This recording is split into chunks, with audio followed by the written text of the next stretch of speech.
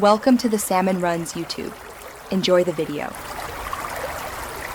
In this video, I will explain how to change your Honda Civic's oil. First, gather your essential tools like a wrench, an oil filter wrench, and a drain pan. Make sure you have the correct type and amount of new engine oil, typically around 4 quarts, and a new oil filter.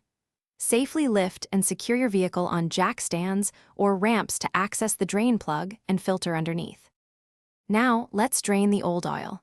Locate the oil drain plug on the bottom of the oil pan. Carefully remove it, allowing the old engine oil to flow completely into your drain pan. This usually takes about 10 to 15 minutes. Once drained, replace the drain plug with a new crush washer and tighten it securely to the manufacturer's recommended torque. Next, remove the old oil filter using your oil filter wrench. Before installing the new filter, apply a thin layer of new engine oil to its rubber gasket. This helps create a good seal.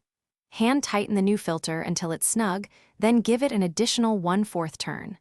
Finally, add the recommended amount of new engine oil, typically around 3-7 quarts, through the engine's filler cap. For the final steps, start your engine and check for any leaks around the drain plug and filter.